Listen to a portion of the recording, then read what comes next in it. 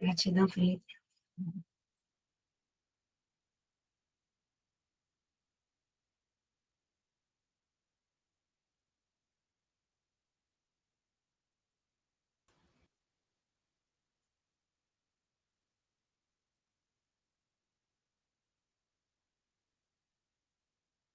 Shiva Shambho,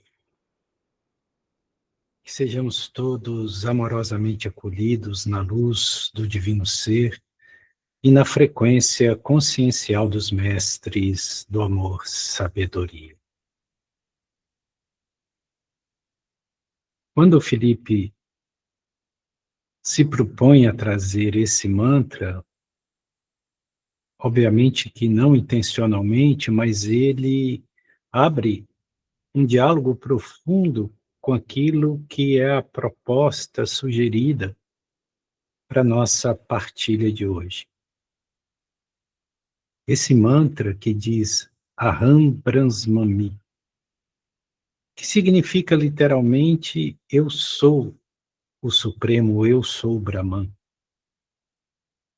E são um dos sutras mais sagrados dentro da tradição dos sutras sagrados, porque ele é a afirmação síntese daquilo que nós precisamos compreender, que eu sou aquele que estou buscando. O que corresponde dizer que eu estou buscando por mim mesmo. Que aquilo que eu busco não está distante, não está a alhures, mas sim no presente daquilo que eu vivo e daquilo que eu sou.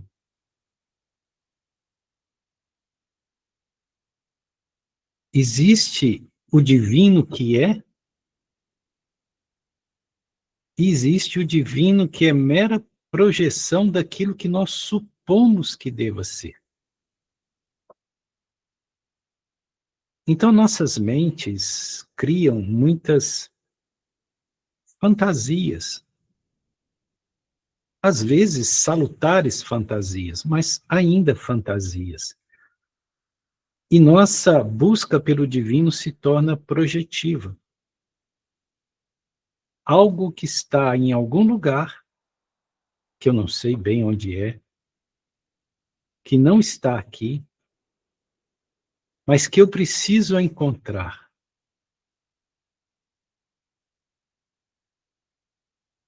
E com isso eu me coloco num esforço ou num ativismo espiritual interno, envolvendo muitas práticas, muito ritualismo, muitos exercícios adquiridos da cultura espiritual na qual eu me faço imersivo, para poder encontrar esse Deus, esse divino.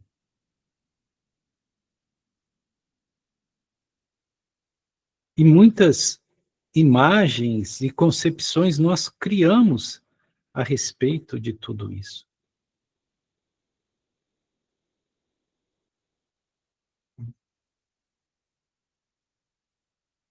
E o propósito dessa partilha de hoje é justamente, mais uma vez, tentar nos situar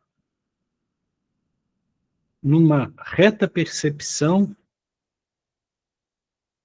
de uma certa presença que nunca esteve distante de onde nós estamos e daquilo que somos.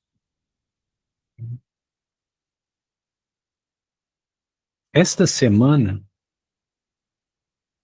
há uns talvez 3 dias atrás, dentro daquela nossa proposta de todos os dias, pela manhã, nós compartilharmos uma pequena e breve mensagem, um aforismo, que traz uma percepção desse alinhamento consciencial com os mestres do amor-sabedoria.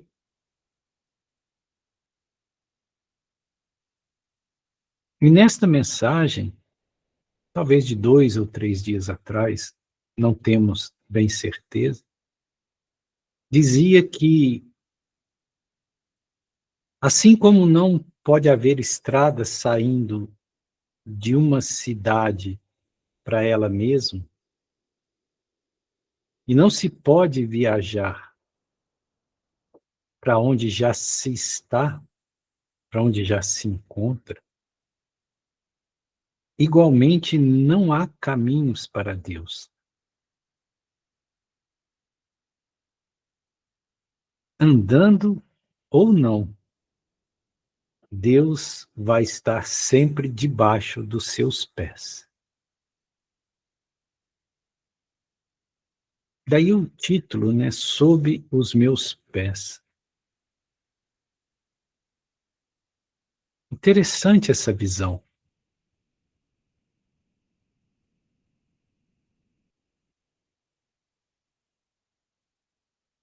Porque, de fato, não nos é possível, não é possível nós termos uma estrada, um caminho, de uma cidade para ela mesma.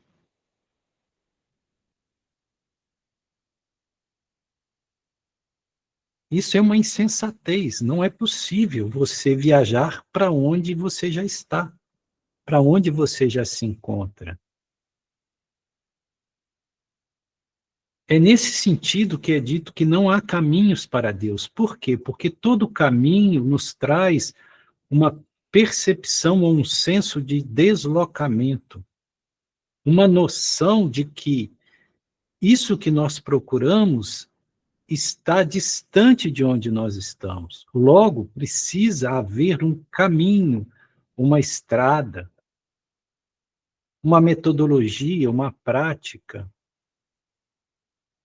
uma adesão a uma crença, a um círculo principiológico para que nós possamos chegar a esse lugar. E aí nós criamos várias estradas, vários caminhos, e chamamos isso de caminhos espirituais. O que é um caminho espiritual na mais pura concepção desse termo? Seria um caminho que, quando nós percorrermos a extensão dele, deste mesmo caminho, nós vamos chegar a uma meta, lá no final.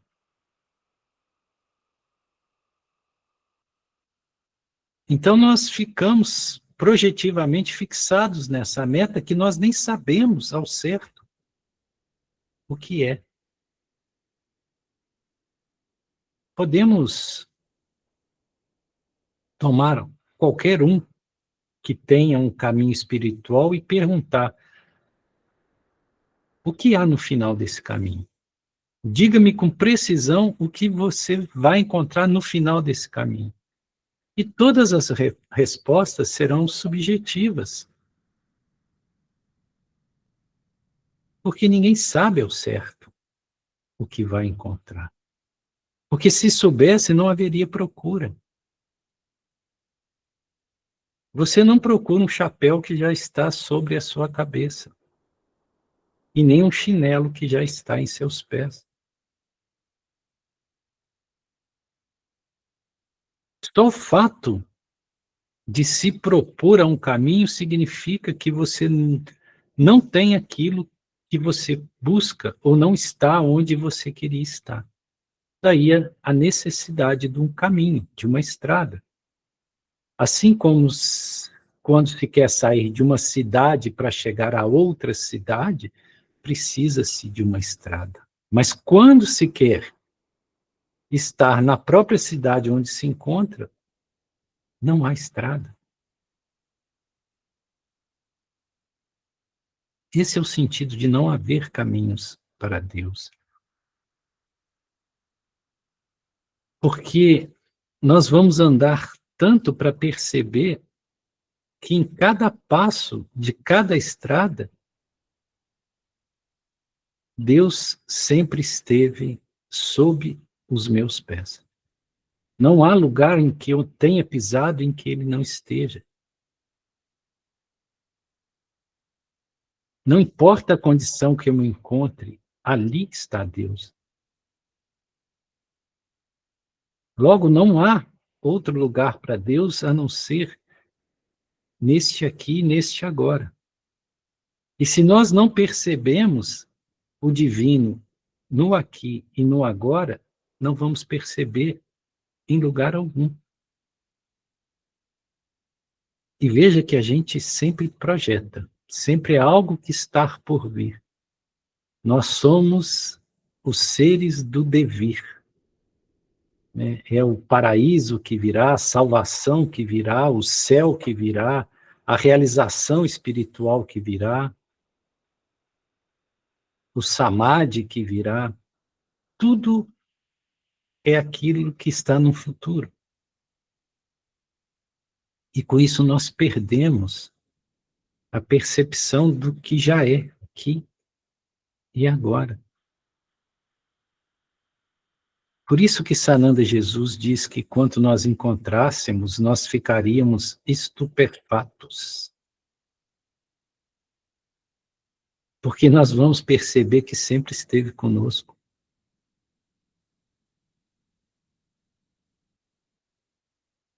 Toda vez que eu toco a terra com os meus pés, eu estou tocando Deus.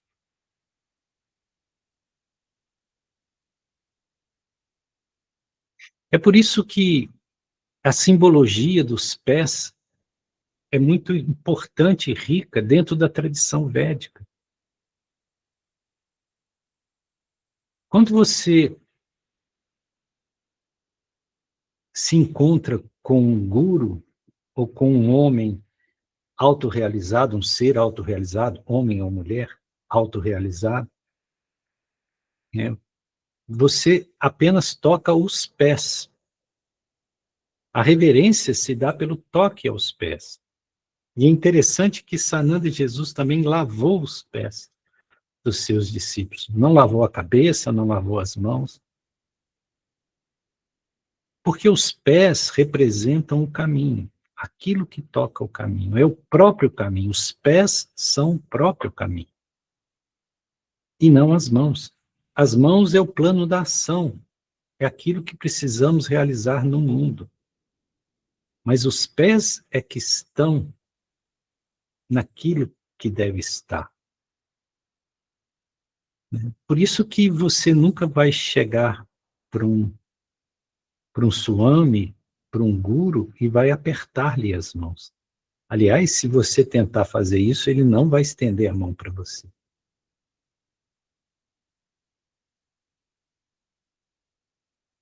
Porque a mão, ela é um símbolo do karma, da ação. E karmas são individuais, né? Então não é nem conveniente que se toque as mãos.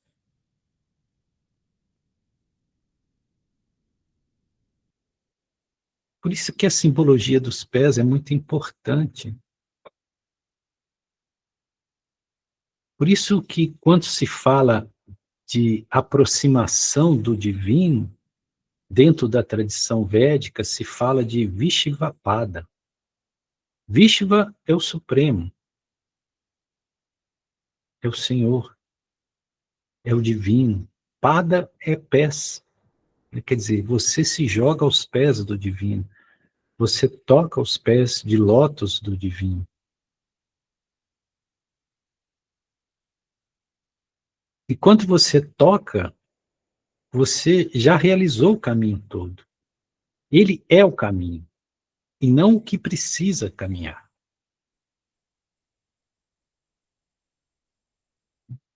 Então, quando a gente traz essa percepção de que não há caminhos para Deus, e parece uma afirmação paradoxal, difícil de compreender, porque nós fomos educados em culturas religiosas que sempre falam do caminho, do barquinho que te leva para o outro lado do rio.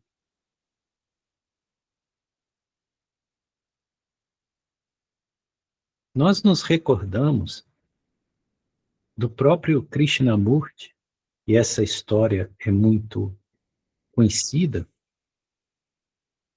quando ele dissolve a Ordem da Estrela do Oriente. Quem era Krishnamurti e que ordem era essa e qual a importância disso? Vejamos. Krishnamurti era um menino, um rapazinho que vivia às margens, né, na praia, lá em Adyar, no sul da Índia, quando ele foi achado por Leadbeater. Porque Leadbeater e Anna Benson, elas eram os líderes da sociedade teosófica. E Leadbeater teve a convicção de que aquele menino, Krishnamurti, ele era a manifestação desse Messias que a sociedade teosófica estava esperando. Então, veja, a sociedade teosófica, não de Blavatsky, mas especialmente depois de Anna Benson e Leadbeater, eles tinham uma visão messiânica, que viria o Messias, que era justamente Maitreya. E a visão deles era bem fundamentada, porque havia todo o vaticínio da vinda de Maitreya para esse novo momento, para essa nova era, para essa era de Aquários, né, essa era que estava surgindo. E eles, Leadbeater teve a convicção de que Krishnamurti era o escolhido, era a manifestação ou retorno de Maitreya. E, com a permissão dos pais de Krishnamurti, eles educaram, tiraram da sua casa e tiveram todo um trabalho de educação e formação de Krishnamurti para ele ser essa pessoa. E em torno dele, em 1911, eles criaram essa ordem, que é chamada Ordem da Estrela do Oriente, para dar suporte ao trabalho desse Maitreya que retornava e que era Krishnamurti. E esse trabalho foi tão aceito e acolhido que chegou a ter mais de 40 mil seguidores, esta ordem, e seguidores bem favorecidos economicamente, tanto que Krishnamurti ganhou castelos, propriedades, tudo para dar apoio a esse trabalho. Então, haviam inúmeros bens, inúmeros fundos, reservas financeiras para que ele cumprisse esse propósito. E aí veio algo de extraordinário que se deu em 1929. E todo ano havia um acampamento de verão. Então, em agosto de 1929, na cidade de Hommen, na Holanda, quando todos estavam reunidos para a reunião anual da ordem, Krishnamurti simplesmente dissolveu a ordem. Dissolveu. Deixando todo mundo impactado e aturdido. Como assim? E aí que vem o importante da fala dele quando ele dissolve a Ordem da Estrela do Oriente. Isso consubstancia esse princípio de não haver caminhos para Deus. Porque se você procura caminho para Deus, você está se afastando dele. Porque ele só pode ser encontrado onde você está, naquilo que você é. Então, nesse discurso, esse famoso discurso de Homem, em 1929, na dissolução da ordem, Krishnamurti disse: a verdade é uma terra sem caminhos. E nenhum homem pode conduzir outro homem para ela, por nenhum caminho, nenhuma religião, nenhuma seita.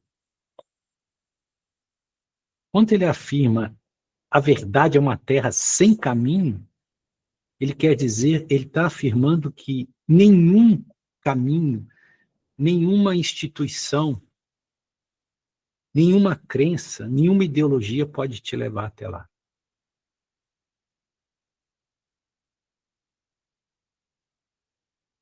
Porque essa realização depende de uma percepção direta. Direta. Que é feita por você, apenas por você mesmo, sendo você religioso ou não religioso, agnóstico ou crente.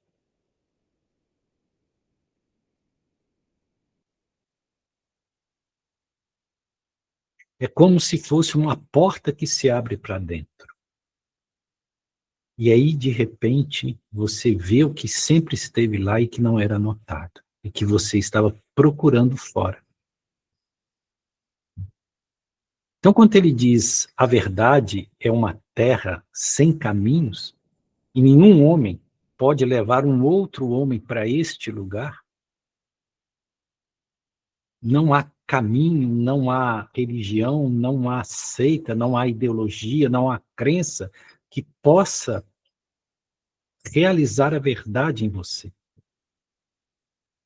Então, essa percepção de Krishnamurti é uma percepção muito profunda e que, depois de dissolver a Ordem da Estrela do Oriente, ele, pelo resto da sua vida, ele desencarnou com 90 anos, ou seja, até que ele desencarnasse, ele sustentou isto pelo resto da sua vida e toda a sua construção foi em torno disso. E, nesse sentido, ele foi, de fato, uma manifestação de Maitreya.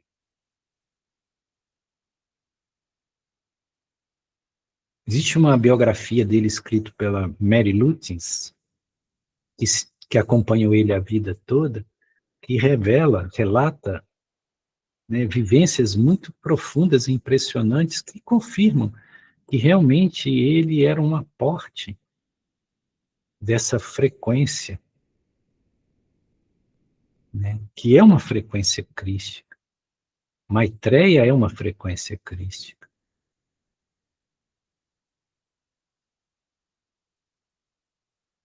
Não é uma pessoa. É um estado vibracional consciencial.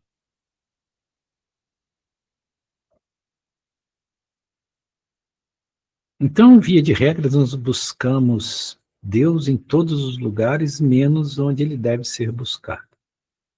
É o último lugar que a gente procura. Tem uma história, uma lenda que diz que o diabo queria esconder Deus dos homens.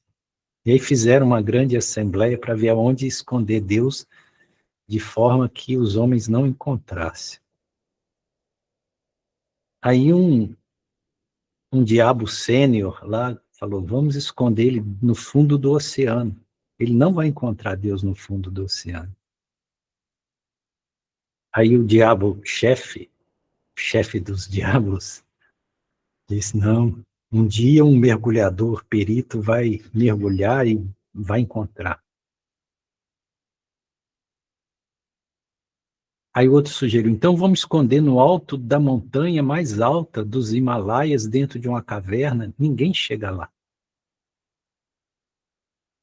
Aí o demônio-chefe disse, não, sempre haverá um explorador, alguém que pode chegar até lá e encontrá-lo. Então vamos enterrar ele no meio do maior deserto da Terra, onde nenhum homem consegue sobreviver. Aí o diabo, chefe, igualmente disse, não, um dia alguma caravana de beduíno passará por lá e, de alguma forma, isso pode ser desenterrado e ser encontrado. Então, aonde nós vamos encontrar Deus? E esconder Deus para que o homem não o encontre? Aí tinha um diabinho novinho lá, neófito, né, levantou o dedinho e falou, posso falar? Aí o diabo-chefe falou, pode. Por que vocês não escondem Deus dentro do próprio homem? É o último lugar que ele vai procurar. E aí eles esconderam Deus dentro do próprio homem, e com isso o homem fica procurando em todo lugar e não encontra. Né?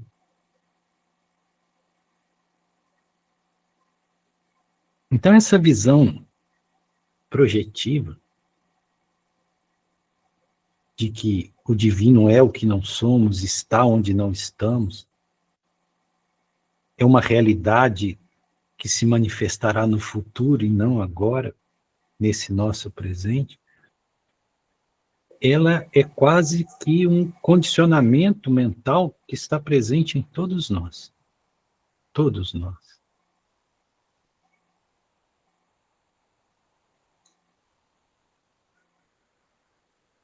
Há uma história muito bonita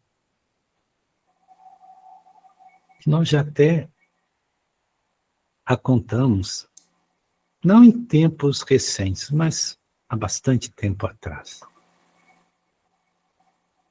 Que um sadhu errante, um dia ele chegou num templo dedicado a Shiva. E nós sabemos que os templos dedicados a Shiva, eles têm um Shiva Linga no centro, né? Que é algo sagrado, né? E considera-se a própria presença da Shakti, ou seja, da energia de Shiva. E é nesse Shiva Linga que se realiza todos os rituais, né, que os brahmanes realizam, os rituais. Aí aquele sadhu errante, que vinha por longas caminhadas, todo sujo, né, com os pés empoeirados, andando descalço, era um sadhu, né, com seu manto cor de ocre, né, entrou no templo, aí ele estava muito cansado, ele se deitou próximo ao Shiva Linga e colocou os seus pés sobre o Shiva Linga para poder descansar. E ali ele adormeceu. Quando o Brahmani, que é o sacerdote, né, que é responsável pelo templo, entrou e viu aquele sadhu, né, com os pés todos sujos em cima do Shiva Linga, ele deu um grito e muito ofensivamente se dirigiu ao sadhu falando com ele: como você ousa colocar os seus pés sobre Deus, sobre Shiva? Você não tem o menor senso de respeito? Que espécie de sadhu você é? Como você ousa colocar esses pés sujos seus sobre Deus, sobre Shiva? Porque o Linga é o próprio Shiva. Aí o sadhu se levantou, olhou para o Brahmani, né, para o sacerdote, e disse: sim. Então, por gentileza, me mostre um só lugar onde Deus não esteja para que eu possa pôr meus pés.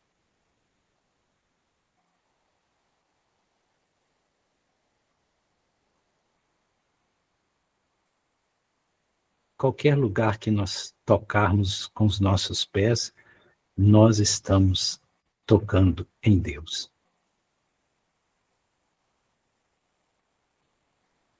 Aliás, é sob os meus pés que está o divino. Não é nem no passo seguinte, nem no passo anterior. É nesse passo, é onde os meus pés tocam a terra. Aí é Deus. E isso nos traz uma presentificação das nossas experiências e valoração delas, porque isto que nós vivemos é Deus, é sagrado. Quando eu respiro Deus. Quando eu me alimento, eu alimento Deus. Enquanto eu durmo, o meu sono é Deus.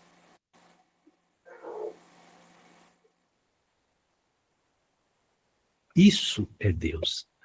E aí entra a qualidade do mantra que o Felipe trouxe, porque dentro desses sutras, talvez o mais elevado sutra seja justamente esse.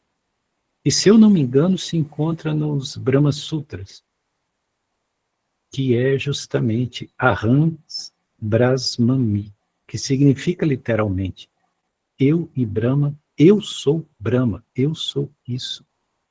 Eu sou Brahman, eu sou o Supremo.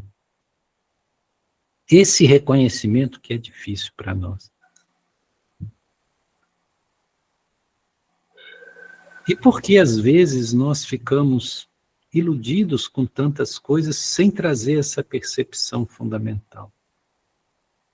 Aí eu gostaria até de trazer aquilo que foi ofertado para nós na manhã de hoje, dentro desses compartilhamentos matinais.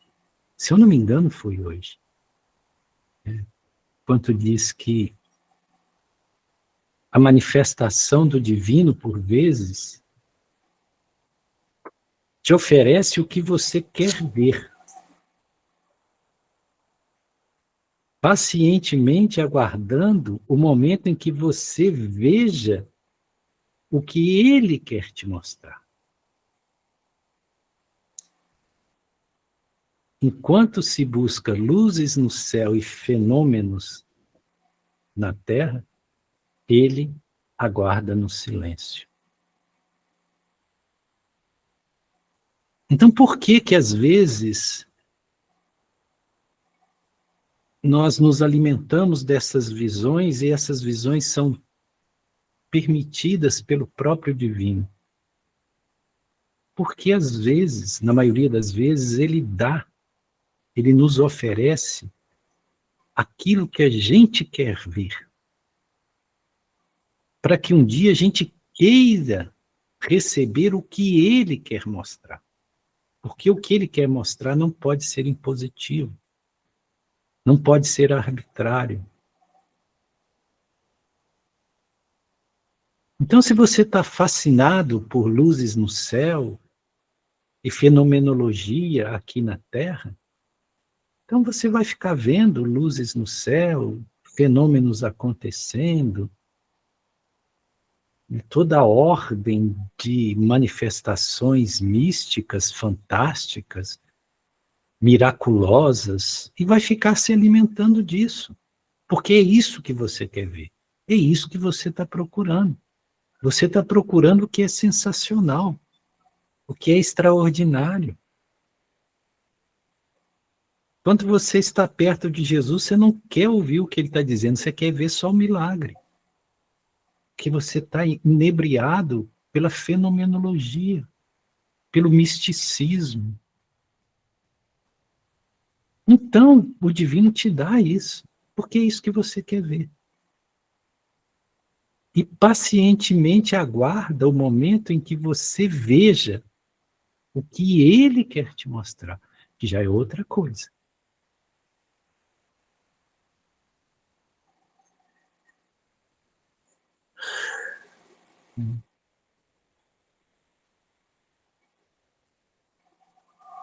E por isso que nós seguimos inebriados com tantas fantasias. Nós somos muito fantasiosos. Nós adoramos essas fantasias. Nós mistificamos, endeusamos. Erguemos a altares o que não deveria no altar estar. Porque o nosso ego é assim. Ele quer ver fogos de artifícios, ele quer ver aplausos, ele quer ver coisas brilhantes, reluzentes, de ordem extraordinária. Enquanto nós estamos nesse inebriamento, o divino aguarda no silêncio, porque é no silêncio que ele vai ser revelado.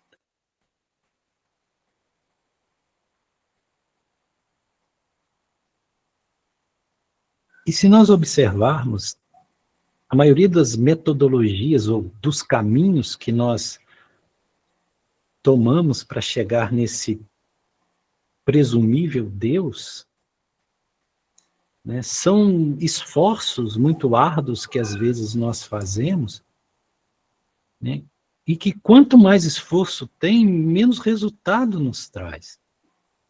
Por isso que muitos desistem, que alegam que realizaram tantas práticas, tanto sacrifício, tanto esforço e não vê o resultado.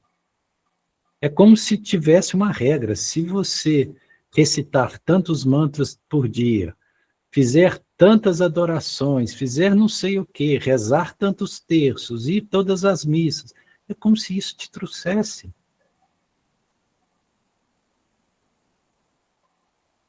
Então, às vezes, é o fim do esforço que traz a revelação. Às vezes é preciso de parar de correr, porque você está correndo sem saber para onde está indo.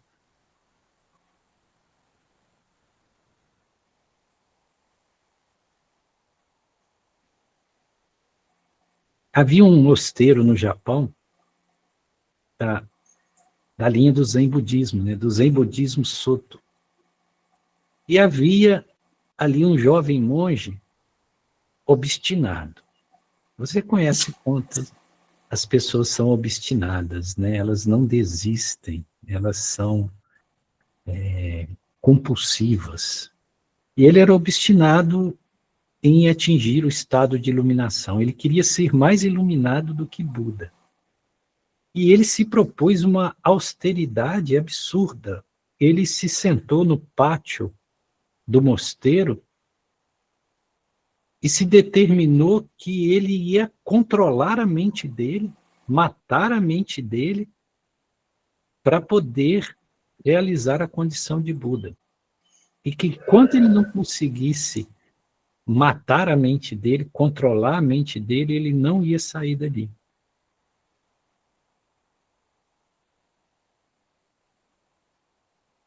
Esse é o caminho.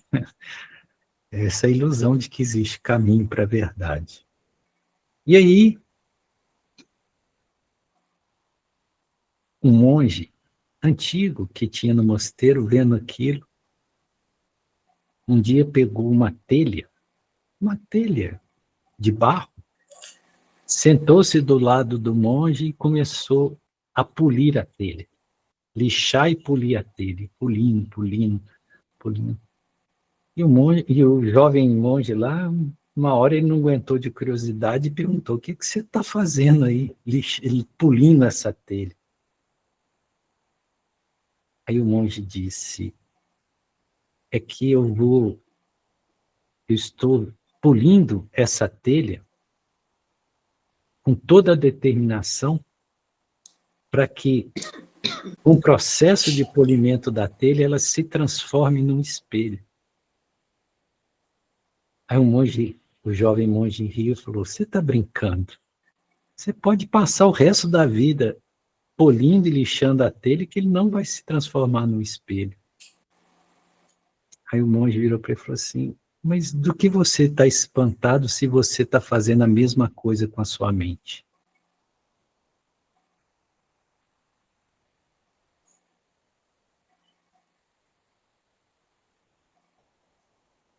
Então essa realização, ela não vem por esse esforço. Porque, na verdade, não se trata de controlar a mente nesse sentido de parar a mente, de ficar fazendo essas austeridades.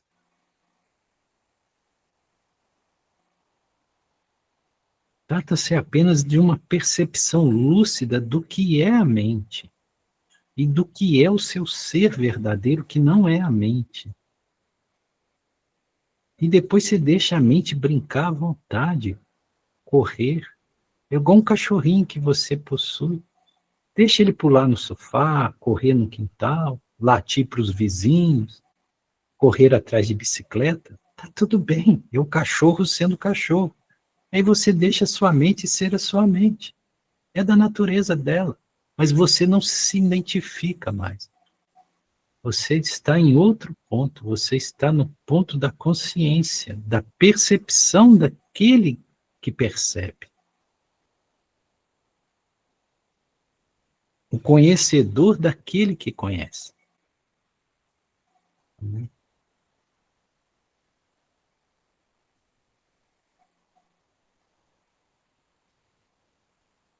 Então, esse estado perceptivo nos é muito necessário para que nós possamos. Deixa eu só desligar o microfone da Thaís aqui. Pronto, já desliguei, Thaís, já desliguei. Não há problema nenhum. Não se preocupe, está tudo tranquilo.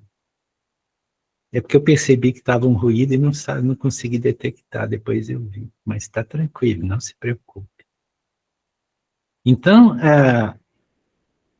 essa percepção nos é muito necessária, porque talvez nós estamos, por encarnações, buscando excessivamente sem encontrar.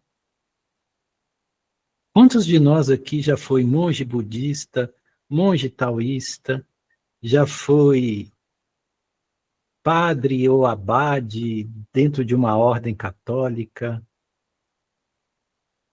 já foi sufista, já foi islamita, já foi cabalista, já foi um monte de coisa. Quantos ismos nós já agregamos na nossa jornada?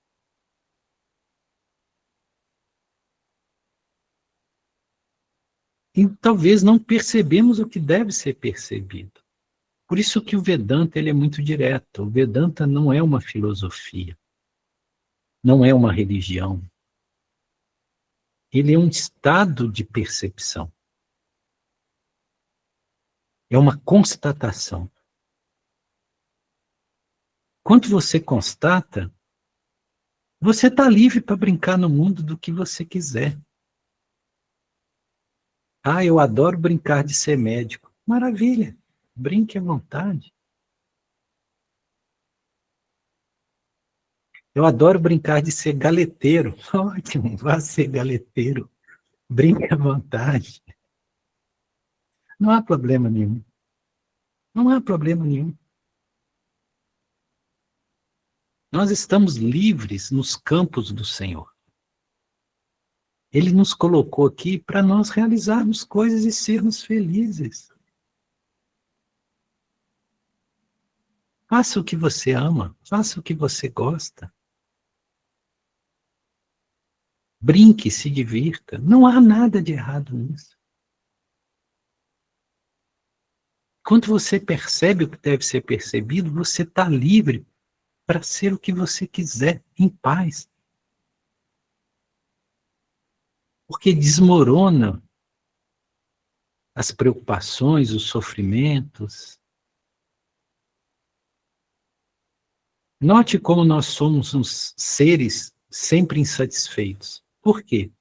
Porque sempre achamos que precisamos estar onde não estamos, precisamos ter o que não temos, precisamos ter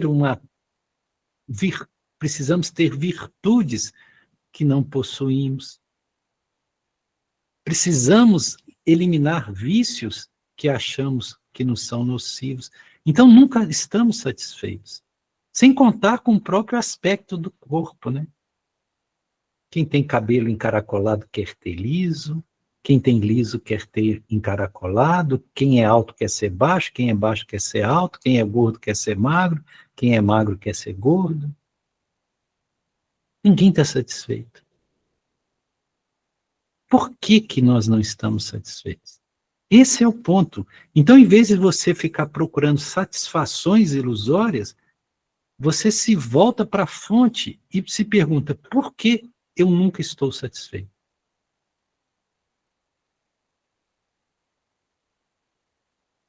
Porque eu sempre me sinto incompleto.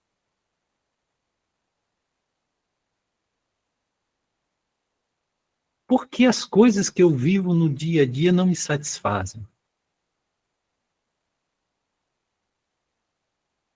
Entende? Então não adianta você ficar multiplicando buscas de prazeres ou multiplicando objetivos a ser alcançados, porque toda vez que você realiza um prazer ou realiza um objetivo, você continua se sentindo vazio.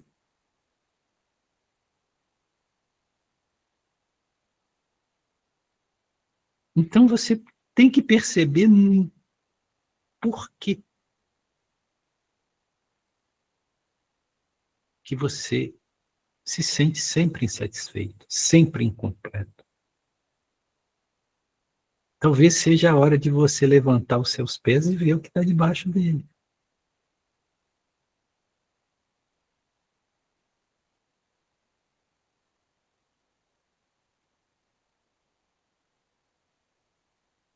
Existem duas, duas veredas, o que e o como. Quando você percebe o que, você não precisa mais se preocupar com como, ele vem naturalmente. Então, quando a pessoa está no caminho espiritual, geralmente ela está preocupada com como. Como eu vou realizar espiritualmente? Como eu vou fazer isso? Como eu vou ser desse jeito?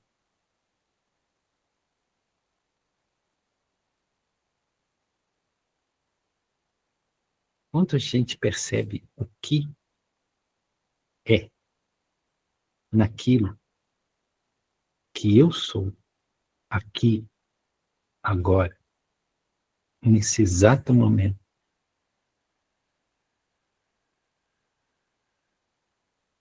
o como vem por si mesmo.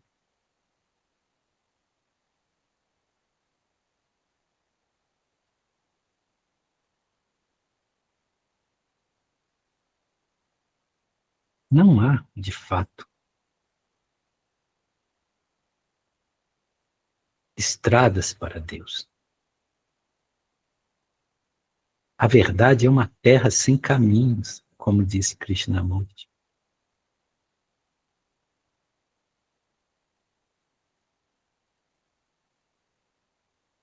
Nada pode te levar para onde você já está. Você precisa constatar. E esse que é o difícil. Por isso que os Vedas dizem do véu de Maia. O véu de Maia é só isso. Aí quando você consegue rasgar isso, pronto. Você não precisa se transformar em santo, em pessoa perfeita. Não precisa mudar a sua vida. Você pode continuar vendendo seus galetos. E está tudo bem.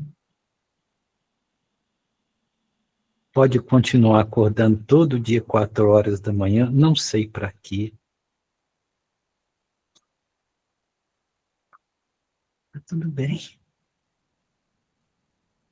Pode continuar dirigindo todo dia para Lagarto. Está bem. Está tudo certo. Tem nada de errado.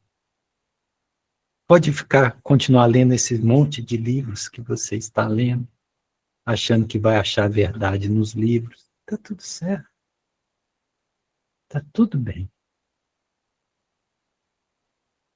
Está tudo bem.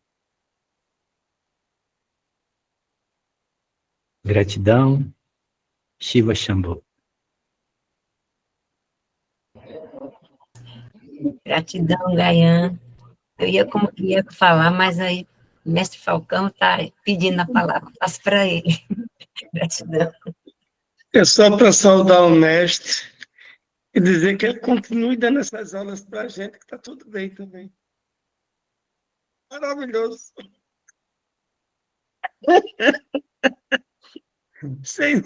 Sem nenhuma preocupação, nessa tranquilidade, com a mãozinha assim. continua, está tudo bem. Todo mundo gosta. Mas eu queria trazer aqui uma fala bem interessante. Ontem nós falávamos da terceira visão da cosmoética. E hoje eu vi o assunto sobre a verdade. E que verdade que a gente busca. E o caminho sendo a verdade. Também vim falar das explosões de fenômenos que nós buscamos ver com os olhos, mas distante de sentir com o coração. Parece que ver é mais espetaculoso que sentir. E parece que quando a gente sente, a gente se aproxima cada vez mais daquele objeto que sentimos. E quanto mais eu quero ver o objeto, mais eu me distancio dele. Então, essa partilha de hoje, eu estava dizendo para o Gaiano, não é combinado os temas, mas eles vêm sim encaixando, como se fosse um desembrulhar de assuntos e de temas que estão lá guardados e que alguma consciência superior vem colocando à disposição para a gente se deleitando com essas informações e também tirando nossas conclusões. Se aquilo te diz alguma coisa, aproveita, sustenta, guarda para ti. Se não diz nada, não tem por que guardar, dispensa. Mas o importante mesmo é ter com quem trocar essas informações. Porque se guardar numa caixinha no baú e não vier à tona, é um desperdício imenso. Imagine se essa caixa craniana que pertence ao Gaian tivesse guardado no baú lá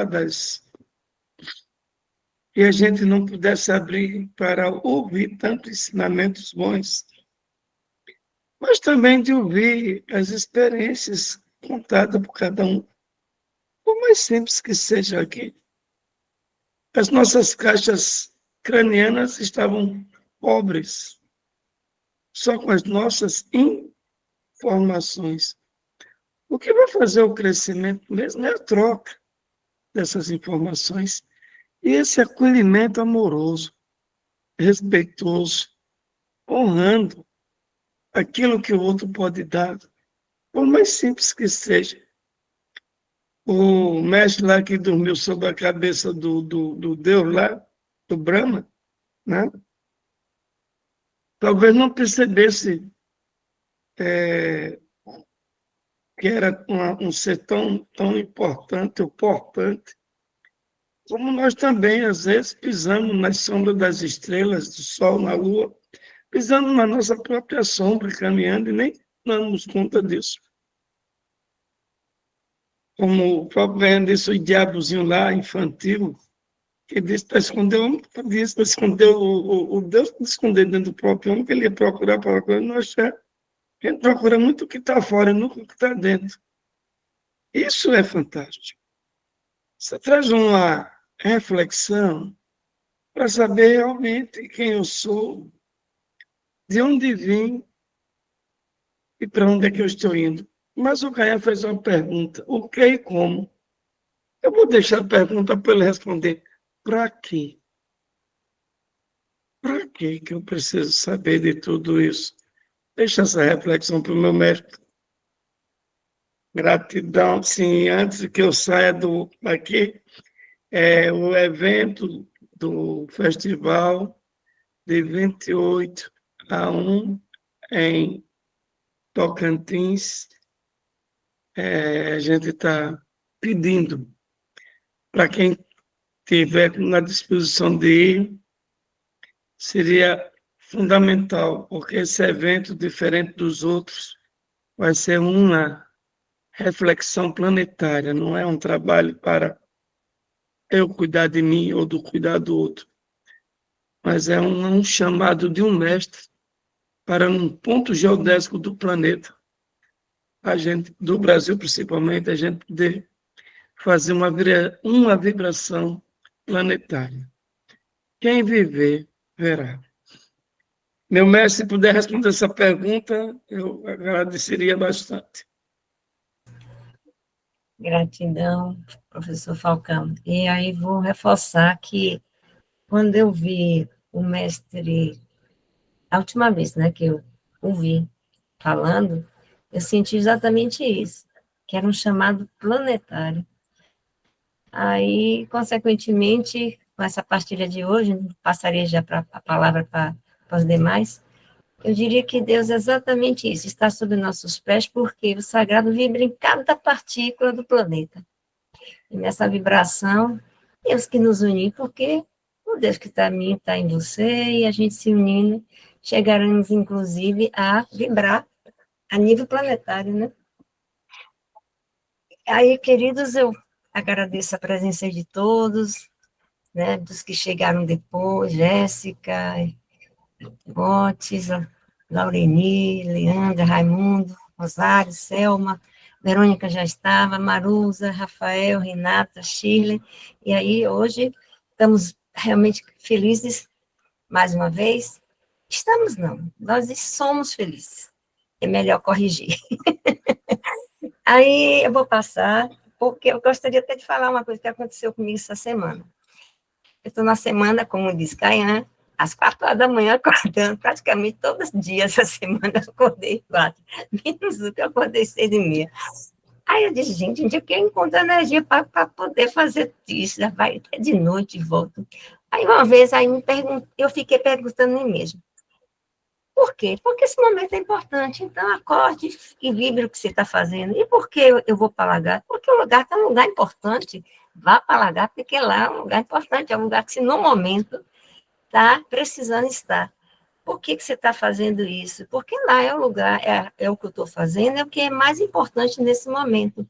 Aí eu percebi que eu responder essas perguntas que eu mesmo estava me fazendo, é viver o aqui, é viver e estar aqui. E quando a gente vive aqui, não sofre pelo que já passou e nem ansia pelo que vem. E aí a gente vai levando. É isso, querida. E aberta a espaço para que cada um tenha sua contribuição, embora já exista uma pergunta a ser respondida. Aí Gaian responde Gostaria agora. de ouvir essa resposta. Se quiser contribuir com algum comentário, alguma pergunta.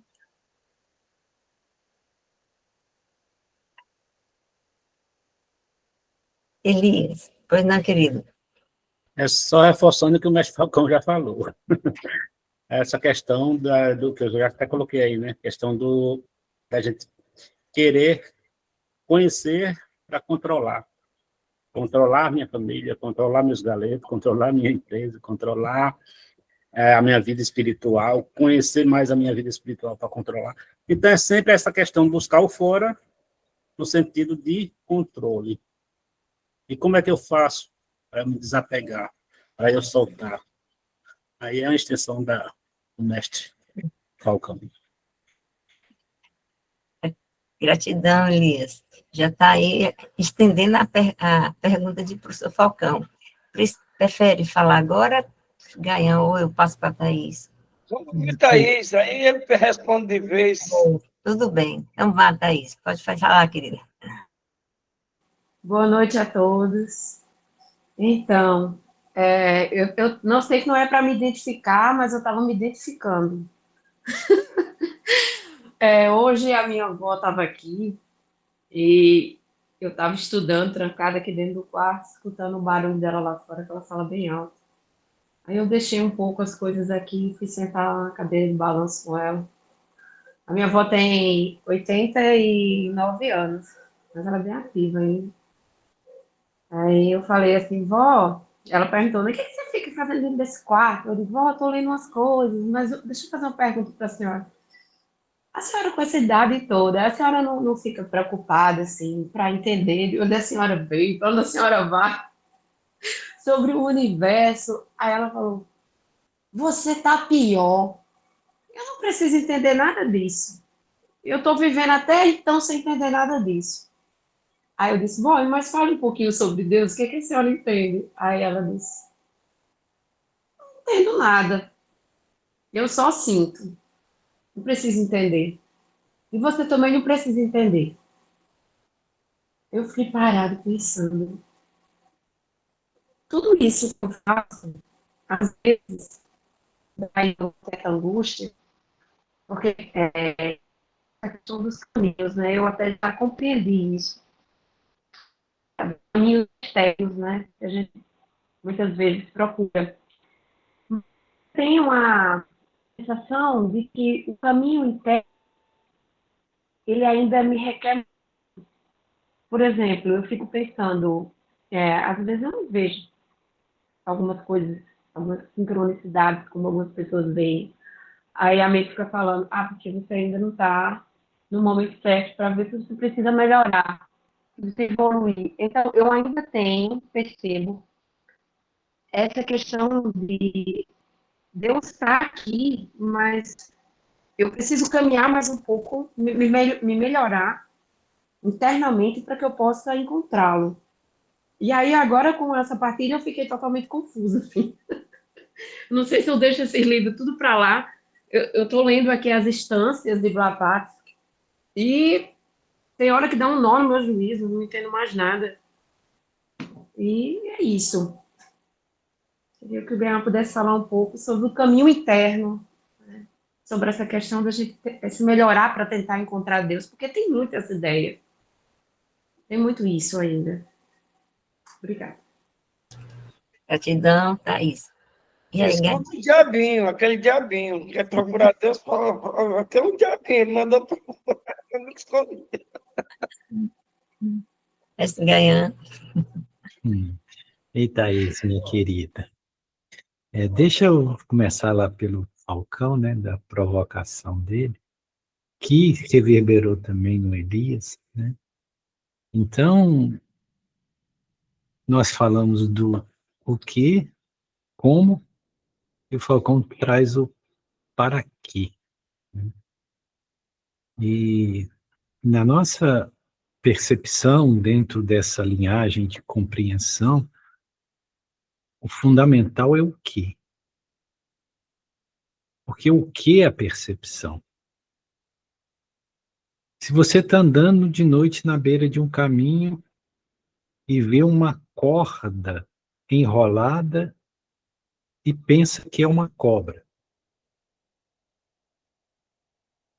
então você não tem clareza do que é, né? O que não está claro, por quê? Porque está escuro. Você está com déficit visual, déficit de percepção.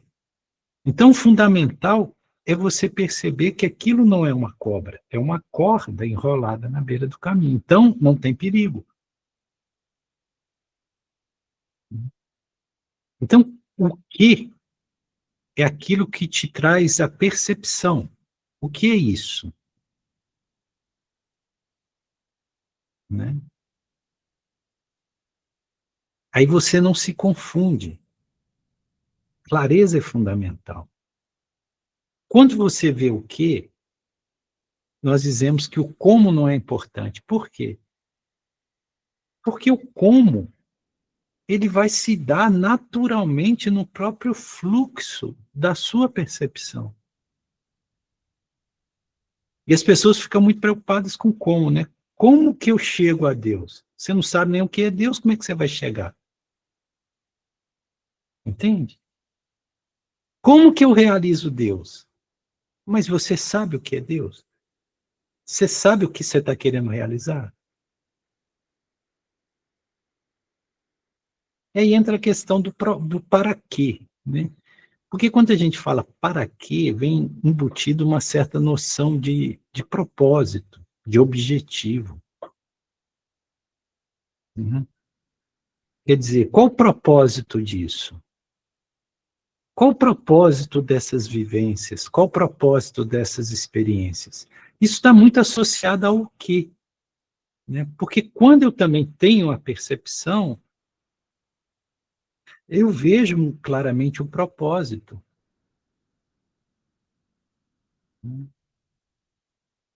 Por que adianta eu ficar macaqueando, repetindo comportamentos, realizando rituais, repetindo ideologias e crenças, se eu desconheço o propósito disso? É como eu entrar num restaurante, sentar numa mesa e ficar lendo o cardápio. Se eu não sei o propósito do cardápio, que é para eu escolher um alimento que vai me alimentar, o fato de eu ler um cardápio não vai matar minha fome. Eu tenho que entender o propósito, né? A pessoa vai lá consultar com a Sueli. Aí a Sueli passa uma receita para ela. Aí ela fala, olha que letra bonita dessa médica.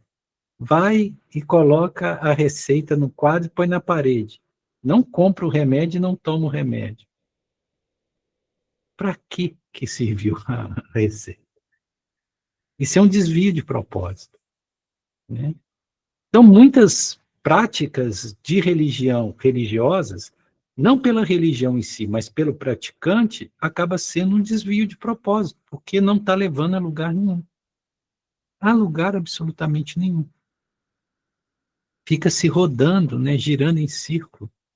A pior ilusão que existe é aquela que te ilude de que você possui a verdade, quando na verdade você não possui nada. Porque aquele que tem a ilusão de que está com a verdade, ele está fechado para a percepção. Então, para quê está muito associado ao propósito, né, de você ter uma concepção. E esse propósito, esse para quê, só é possível se você tem muito claro o que. O que é isso? Ou o que sou eu? Quem sou eu? O que é Deus? Se você não tem, é ficar pisando no barro, né? Não adianta. Por mais nobre que sejam as práticas, se ela não tem um propósito ajustado e adequado, ela vai ser só um hábito. Todo dia de manhã eu rezo 3 Pais Nossos, dou 3 voltas em volta da cama e bato 3 vezes no portal antes de sair. Maravilha! Mas qual o propósito disso? Entende? Aí vira superstição. Vira superstição. E olha que o mundo está cheio de superstição. Inclusive superstição intelectual.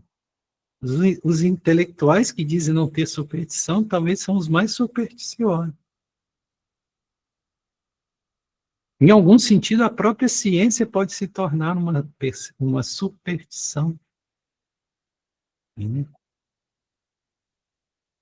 E quanto a Thaís?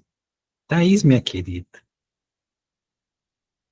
essa visão de que você não está pronta, porque as pessoas têm a visão e você ainda não tem, desconfie dessas pessoas que estão te falando muito de visão, que estão vendo isso, estão vendo aquilo, como se fosse uma qualificação. Eu já sou experiente, né? Eu tenho o terceiro olho aberto, eu não sei. Entende? É como se fosse uma hierarquia, né? Esqueça isso. E quem nutre esse tipo de escalonamento, ou essa postura hierárquica, é porque não está tendo a menor percepção do que é o trabalho espiritual. Entendeu? Tem muita gente vendo muita coisa que deveria estar com o olho fechado. Tem muita gente com a teletérica aberta que devia estar fechada. Entendeu?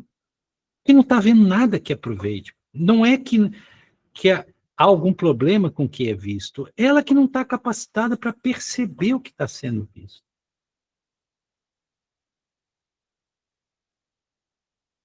Você vai passear na praça, senta no banquinho.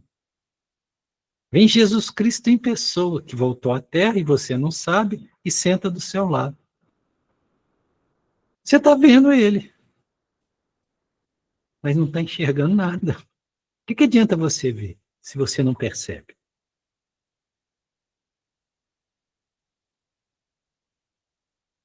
Você ainda deve pensar, quem que é esse maltrapilho, cabeludo, barbudo, sentado do meu lado? Por quê? Porque você não tem percepção. Que adianta você ver?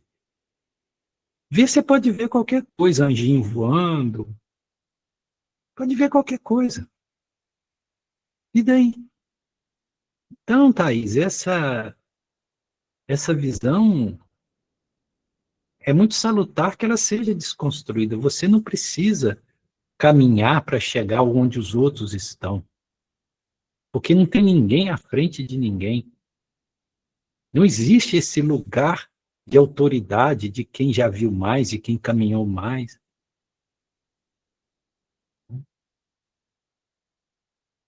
Entende isso, Thaís? É isso aí. Gratidão.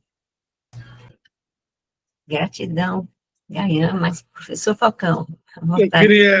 Eu queria fazer o comentário da resposta do Gaian, porque eu me sinto contemplado. Nós vemos de uma linhagem das percepções e dos equívocos daqueles que alargam o olhar para ver, às vezes, coisa nenhuma. É a história do ver e do sentir. O sentir no teu interior. Então, o que e o para quê, como o Gaian disse, para mim está claro o objetivo, e ele é buscado como enquanto objetivo, que é que eu quero de mim. E o que é que eu quero para mim. Mas esse de mim para mim, muitas vezes a gente reverbera pensando no outro. E falamos do egoísmo, do egocentrismo. E quando o Gaian traz essa leitura dos Vedas e também do hinduísmo, desse olhar mais conciso, mais coerente também com uma realidade, e a realidade ela sucumbe à verdade. A realidade está sobre a verdade, porque as verdades são muitas, cada um tem a sua verdade, tem os seus porquês e paraquês. Entretanto, a realidade é o quê? Não tem como você negá-la. Então, esse estudo que nós estamos fazendo, com esse olhar mais alargado dos mestres, que não tem nenhum fora, estão todos dentro de nós mesmos. Não existe mestre. Desconfie do mestre de fora. Nenhum mestre de fora tem nada para dar a ninguém. O mestre de fora só faz criar problema. Então, essa leitura para o Gaian é para a gente não deixar cair nenhuma letra no chão. E entender a nossa transitoriedade aqui, somos transeuntes nesse grande portal, cheio de dificuldades. Parece que as dificuldades são empecilhos que eu mesmo coloquei. Quando Deus disse, não, pode brincar, a gente quer todo mundo feliz. Mas a gente se veste de uma responsabilidade, de uma carapaça dura, de uma severidade com nós mesmos. Esquecemos até às vezes de brincar, de rir, de soltar lerão. Não é ser pejorativo, não é isso não. Mas é você perceber que podemos ser felizes sem precisar da felicidade. Podemos ser felizes sem precisar da tal felicidade. Então, me sinto contemplado, meu irmão, porque as perguntas às vezes são gaveta, mas é como diz, o que está por trás é bem interessante. Às vezes só vê o que está na frente, né? Eu fico olhando os 5 sentidos, falavam dos olhos, da escuta, do nariz, da boca e do toque. Imagina se a gente não tivesse os olhos. Aí ia pegar pelo toque, pelo cheiro, pela audição. E se não tivesse audição? E se não tivesse o nariz? E se não tivesse a boca? E se nós não tivéssemos sensibilidade de tocar, como seria? Onde estaríamos? Pensa um pouquinho nisso. Quem sabe não seria mais na frente uns estudos da gente analisar. Gratidão, mestre. Paz e luz. Gratidão também, professor. E aí passa a palavra agora para Felipe, querido. Me deu vontade de falar um pouco que o Gaia trouxe, a questão até do mantra hoje, só para explicar um pouco, para quem não sabe como é que os mantras também, de alguma maneira, se apresentam, foi uns 5 minutos antes de eu entrar aqui para a aula. Eu estava escutando, estava tomando banho, coloquei alguns mantras, e quase todos são assim, porque eu não tenho conhecimento dos mantras. E automaticamente, quando eu escutei aquele mantra, é como se o nosso grupo tivesse feito um círculo, é como se nós estivéssemos todos se conectados pelo coração, e no centro desse círculo subisse um cilindro, como é que é? Não é roxo, é violeta. E me veio muito forte também do enraizamento com os pés na terra. E automaticamente me veio, porque muitos das harmonizações, o enraizamento é para trazer um equilíbrio de algumas questões. Ali não era para trazer um equilíbrio, mas é estar com os pés naquele momento ali enraizados, para que não houvesse uma dissipação, que não houvesse uma dispersão, estava todos com os pés no chão naquele momento ali. E isso me trouxe muito forte também, quando o Gaia trouxe a questão dos pés, né? O tocar os pés, esse ritual. E a gente teve, foi acho que em Caparaó, né? Essa experiência da gente perceber esse campo, porque é totalmente diferente, por exemplo, assim, ó, o que eu vejo, o que o Ocidente traz, até, por exemplo, o lava-pés do Papa, eu vejo muito mais no sentido dele, eu sou humilde ao ponto de me colocar diante dos pés de alguém.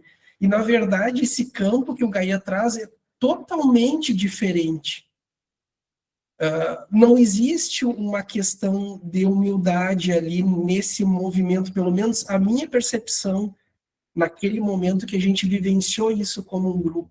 A Sueli estava, o Falcão estava, o Gaia estava, e na verdade, realmente é um movimento de reverenciar o mestre, onde ele toca, né? Então eu só gostaria de trazer isso que o Gaia tocou nesse assunto, e me veio essa vontade.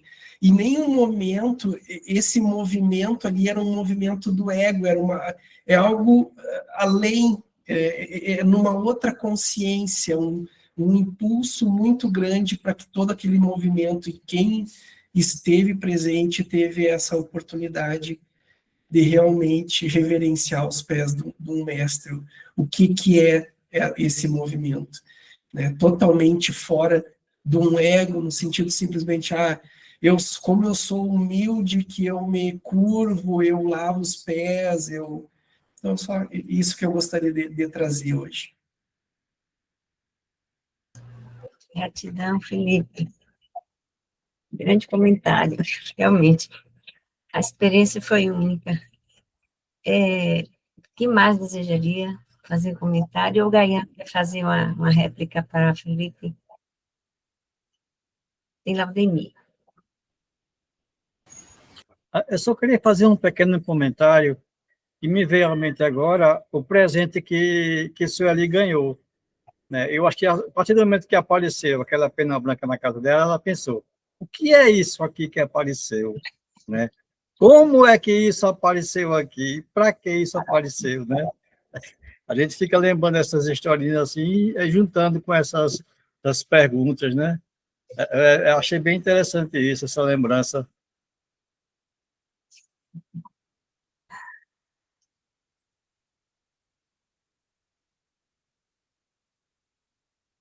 Está sem som, Sueli. Então, só um comentário rápido. O que o Laudemir traz é exatamente isso.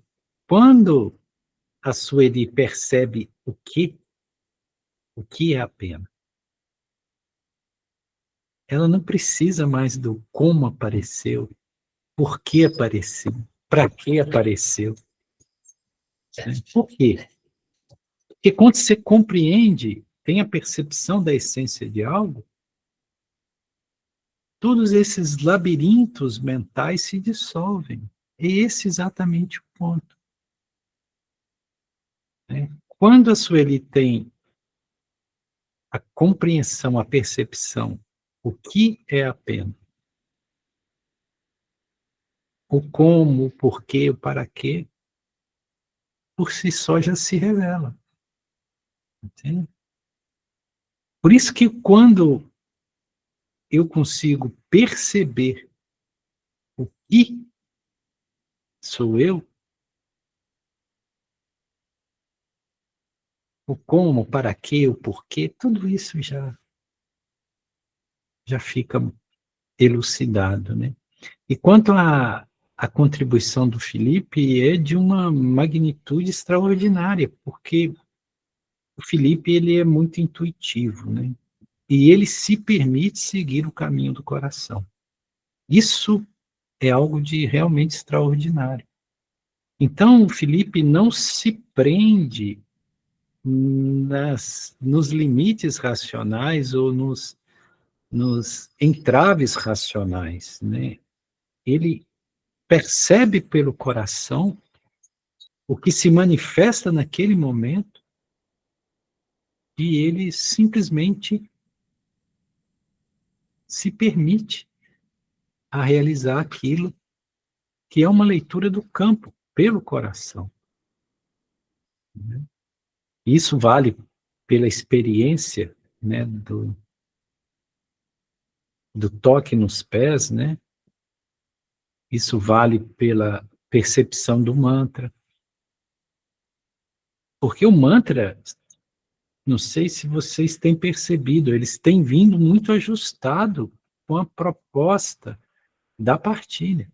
Esse de hoje, ele é ajustadíssimo com aquilo que viria manifestar na partilha, que o Felipe não sabia e que eu sabia apenas em partes, né? Então, é exatamente isso, né? O Felipe não está preocupado com porquê, para quê, como, ele está com a percepção do o quê. Aí ele confia e permite que se manifeste. Isso, para mim, se chama sabedoria. Se os senhores conhecerem por outros nomes, me digam. Gratidão, Felipe, meu querido. Gratidão também, Daiane, pelos seus comentários para os dois. A Aldenir realmente sempre me fez lembrar. Na época, fiz essas 3 perguntas, não vou mentir, não. Hoje eu já não faço. Já apareceu outras penas, mas não faço mais, não. E Laureni, querida, você.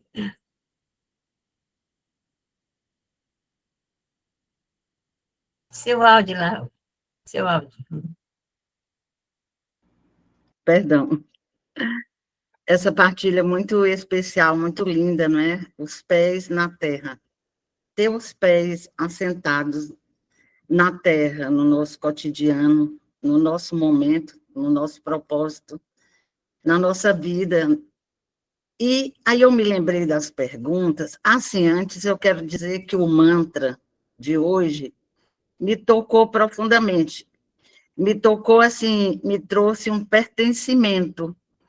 É como se eu soubesse cantar aquele mantra. Eu até pensei, nossa, parece contralto, minha voz é contralto. E eu senti assim, parecia que eu estava cantando junto, sem eu estar cantando. Foi muito especial. Obrigada, viu, Felipe? Foi muito especial. E aí, os pés no chão, né? Na terra, no presente, no hoje, no sempre, no eterno, né? E a vida é esse caminhar. Eu sinto assim, esse caminhar, sempre caminhando, e eu me perguntei, enquanto todos vocês estavam expressando suas percepções, eu me lembrei da minha infância, quando eu cheguei aqui em Teresina, eu nasci em São Paulo, mas meus pais são nordestinos da Paraíba. Então, quando eu cheguei aqui em Teresina, eu cheguei com sotaque de paulista, e eu tinha 5, 6 anos de idade, e nós não conhecíamos ninguém, meu pai veio para trabalhar, e tinha um convento de freiras perto da minha casa, e minha mãe nos colocou no convento de freiras para aprender o catecismo, e quando as freiras falavam, eu nunca tinha dúvidas, porém, eu sempre tinha assim, uma rebeldia em mim. Eu me lembro bem quando a freira estava conversando com as crianças, eu entre as crianças, e ela falou algo como que viver no convento era servir a Deus, era ser casada com Jesus, isso era muito importante. Aí, na mesma hora, eu pensei, eu não quero viver num convento, eu quero me casar e ter filhos. Eu nunca esqueci isso. Eu tinha, assim, sempre aquele pensamento, como se eu soubesse o que eu queria ser, como se eu soubesse algo, mas sem expressar. Isso não me trazia angústia, nem me trazia conflito em relação ao que a freira estava falando. Mas eu dizia, não, para mim, isso não é para mim. Eu já tinha essa certeza. Então, minhas perguntas não foram muitas, sempre. Sempre parece que eu vou pensando em alguma coisa e já vou caminhando, já vou fazendo. Eu nunca tive dúvidas sobre Deus. Porém, eu nunca discuti o que é Deus. Aí eu aprendi no catecismo, Deus está no céu, na terra e em todo lugar. A onipotência, né? Mas, para mim, isso estava claro e, para mim, não precisava ter esse conceito. Eu não estava nem preocupada com isso. Essa preocupação que eu vejo de você ler muito, estudar muito para encontrar o seu caminho, eu nunca tive muito isso, apesar de eu ter tido uma frequência, uma vivência muito forte na minha infância, depois adolescência, movimento de jovens dentro da igreja, depois nas missas, organizava as missas e cantava muito, aquele movimento de jovens, depois na universidade e tal, mas cada lugar que eu fui chegando, eu fui me estruturando com o que existia ali naquele lugar. Eu não tinha dúvidas, estava sempre seguindo e atualizando, como se eu fosse um livro que tinha que ir atualizando. Eu só me assustei muito e senti até ânsia de vômitos quando eu conheci os mestres de sabedoria, que eu pensava que só existia Jesus de mestre, e eu vi que Jesus estava entre outros mestres. E quando eu tive esse conhecimento, foi quando eu comecei a entrar na Sociedade Teosófica, quando eu tive esse conhecimento, eu não tive dúvidas de que os mestres da fraternidade eram sábios mestres e que eles existiam. Eu não tive dúvidas. E isso me angustiou, porque chocou com a visão de Jesus, né? Que eu achava que só tinha um. Mas o que é forte, que eu observo quando todos se manifestam, e eu também estou me manifestando, é nas perguntas. Eu nunca me perguntei muito, eu fui andando. Eu sou hoje Paulo Freireana, identificadíssima com a paz e com o diálogo. Então, é assim, eu estou sempre me identificando, mas é o mesmo caminho que eu vou seguindo. Então, isso não me traz muitas angústias. Na Sociedade Teosófica, traz muitas questões à Sociedade Teosófica, porque ela faz um comparativo das religiões. Para mim foi fantástico, porque trouxe a filosofia e abriu mais o meu campo. Eu também não tive dúvidas. Mas alguns livros que eu fui pegando, Krishnamurti, me identifiquei, o Gayan falou hoje, né? Tão lindo, eu fiquei apaixonada por tudo de Krishnamurti. Tem uma geração, e eu sou dessa geração, da década de 70, que Krishnamurti era tudo, né? Assim, foi a nossa revolução, né? Então, quando eu vejo hoje, e quando eu entrei na Sociedade Teosófica, que foi onde eu tive mais conceitos que começaram a me questionar alguma coisa, eu também largava o livro, eu não entendia o livro, eu largava. E pronto, ia fazer outra coisa. Porque eu sou muito dinâmica, talvez, né? Até demais. Então, eu estou sempre procurando fazer algo e estou andando, né? Então, eu deixo um livro, quando, de repente, me toca alguma coisa, e eu volto para o livro. Eu não fico me prendendo àquilo que eu não estou entendendo. Eu vejo, não, isso aqui não está para mim, não estou entendendo ainda.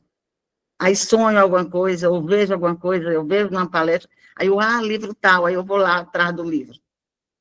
Entendeu? Eu acho que o que o Gayan está colocando, das perguntas, eu acho que é esse diálogo mesmo com a vida, com o mundo, a confiança, o pertencimento ao presente. O pertencimento é a gratidão de estar vivo, de estar presente, e de todos os diálogos que isso possa proporcionar.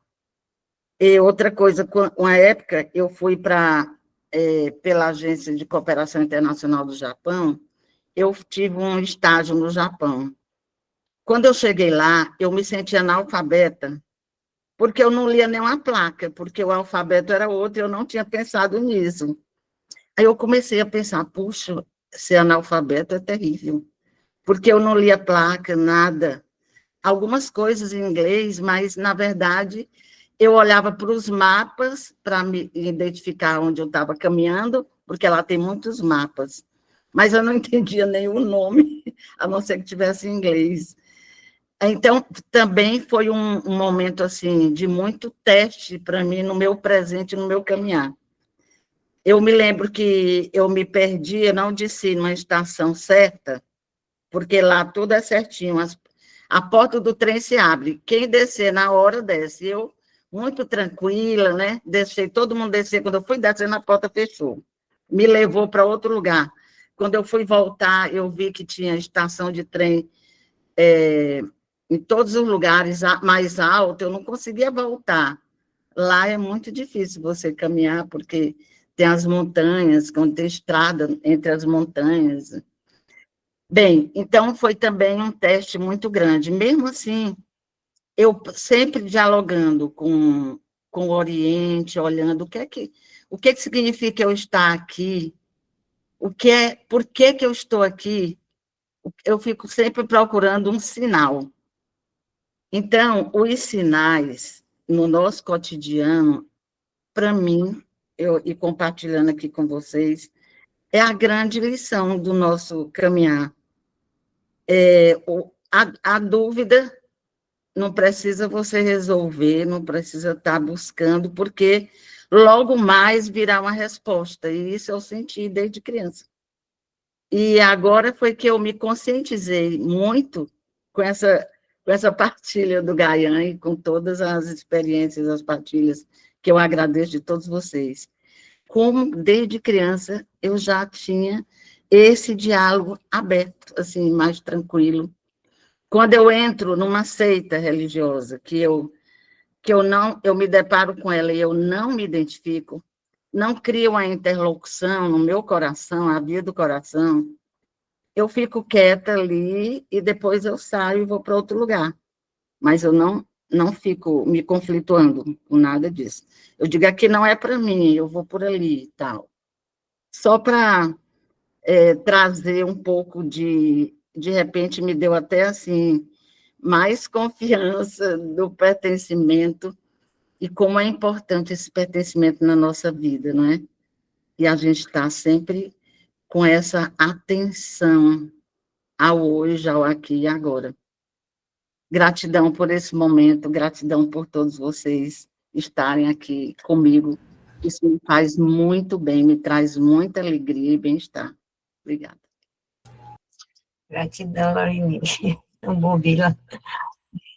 Olha, querido, já chegou nossa hora, mas eu acho que Gaian deveria, né, bom, se quiser falar a respeito do que traz nossa querida Laurini. E aí depois eu passo para a Claudinha fazer o fechamento. Pode ser? Vou falar só 3 palavras para Laurene. Hum. Nós te amamos. Pronto. Pronto, sem dizer mais nada. Esse é o resumo, então. Gratidão.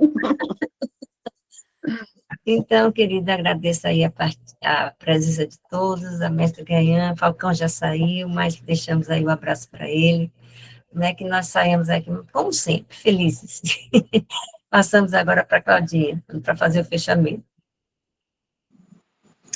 Então, chegamos aqui neste plano, perdemos a conexão com o mundo espiritual, deixamos de perceber a grandeza da nossa energia vital, enveredamos para o caminho material, andamos até a hora que nos falta o chão. Caímos. Daí chega a hora de nos curvarmos com humildade e respeito, os pés no chão. E os pés no chão são os próprios caminhos. Não há, de fato, estrada para Deus. Nada pode te levar se você já está. E agora vamos estar com a nossa sintonia navidiana. Eu sou. Eu sou a presença. Eu sou a presença divina. Eu sou a presença divina da luz que brilha no Sagrado Coração. Eu sou a presença divina da luz que brilha no Sagrado Coração e ilumina o caminho. Eu sou a presença divina da luz que brilha no Sagrado Coração e ilumina o caminho, revelando a verdade. Eu sou a presença divina da luz que brilha no caminho, Sagrado Coração, ilumina o caminho, revelando a verdade e manifestando o amor, edificando a felicidade e a paz. Eu sou, eu sou, eu sou. Gratidão, gratidão infinita por esse momento, por esse dia. Gratidão por nosso mestre Gaian, por todo ensinamento e graça no nosso coração. Gratidão. Gratidão. Noite de paz, luz aí para todos. Bom sono, com boas viagens. Até para a semana, queridas. Gratidão, boa noite. Boa noite.